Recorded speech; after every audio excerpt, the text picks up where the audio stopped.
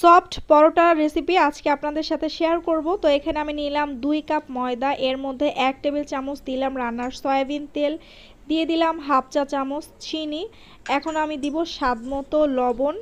লবণটা দিয়ে আমি শুকনো উপকরণগুলোকে হাত দিয়ে একটু মিলিয়ে নিব। এরপর আমি নিয়েছি এখানে কুসুম গরম পানি। আজকের ডোটা আমি কুসুম গরম পানি দিয়ে বানাচ্ছি, এতে করে পরোটাটা একটু বেশি সফট হয়। তো ভালো করে মথে একটু সময় নিয়ে একটা ডো তৈরি করে নিব। ডোটা আমার রেডি হয়ে গেছে, উপরে আমি একটু তেল স্প্রে করে দিচ্ছি। এখন আমি এই ডোটাকে 10টা মিনিট একটু রেস্টে রাখবো, এতে করে ডোটা আরও বেশি সফট হয়ে থাকবে। আজকে আমি রেগুলার পরোটার রেসিপি আপনাদের সাথে শেয়ার করছি, ইনশাল্লাহ আরেকদিন শাহি পরোটার রেসিপি শেয়ার করব। তো দেখুন ডোটা কতটা সফট হয়ে গেছে। এখন আমি যে কটা পরোটা বানাবো সেভাবে করে লেচি কেটে নিচ্ছি, গোল গোল করে নিব লেচি কেটে। তো এখানে আমার সবগুলো দেখুন গোল গোল করে নেওয়া হয়ে গেছে। এখন আমি বেলে নিব। প্রথমে আমি গোল রুটির মতো করে বেলে নিচ্ছি, আর আমি ময়দা দিয়েই রুটিগুলো বেলে নিব। আর এই পরোটা খেতে কিন্তু খুবই মজার হয়, অবশ্যই আপনারা বাসায় ট্রাই করবেন। রুটিগুলো বানানো হয়ে গেছে, এখন আমি উপরে দিয়ে দিচ্ছি তেল স্প্রে করে এবং দিয়ে দিব কিছু ময়দা। এতে করে পরোটার ভিতরে অনেকগুলো পার্ট পার্ট হবে এবং পরোটাটা খুব সুন্দর করে ফুলবে।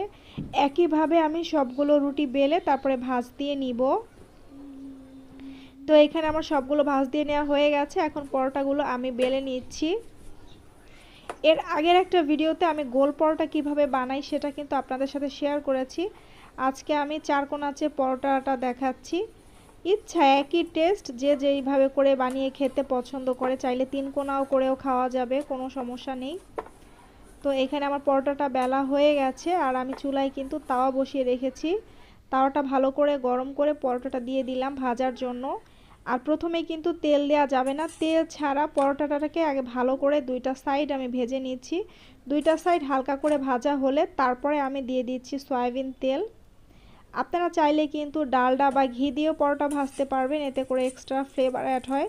আমি তেল দিয়েই ভাজছি, আর তেলটা দেওয়ার পরে দেখেন কি সুন্দর করে ফুলে উঠলো, আর কিন্তু সফট দেখা যাচ্ছে। পরোটাটা উল্টে দিচ্ছি, উপরটা দেখেন ক্রিস্পি ক্রিস্পি বোঝাই যাচ্ছে। উপরটা এরকম ক্রিস্পি হবে আর ভেতরটা থাকবে সফট, আর ভেতরে কয়েকটা থাকবে পার্ট পার্ট লেয়ার লেয়ার। খুবই মজার এই পরোটা। আর পরোটার সাথে খাওয়ার জন্য এখানে আমি টমেটো, পেঁয়াজ, কাঁচামরিচ সব কিছু দিয়ে একটা ডিম ভেজে নিচ্ছি। এইভাবে ডিম ভাজি থাকলে পরোটার সাথে কী যে মজার হয়, অবশ্যই এইটাও বাসায় আপনারা প্লিজ ট্রাই করবেন এবং আমাকে অবশ্যই রিভিউ দিবেন, কমেন্টস করে জানাবেন কেমন হয়েছে আপনাদেরটা। আর সাথে আছে দুধ চা। এই তো আমার ব্রেকফাস্ট রেডি হয়ে গেল। তো আপনাদের রেসিপিটা কেমন লাগলো, পুরো ভিডিওটা কেমন লাগলো প্লিজ আমাকে কমেন্টস করে জানাবেন, এবং পারলে ভিডিওটি শেয়ার করে অন্যকে দেখার সুযোগ করে দিবেন। সবাইকে অসংখ্য ধন্যবাদ রেসিপিটি দেখার জন্য।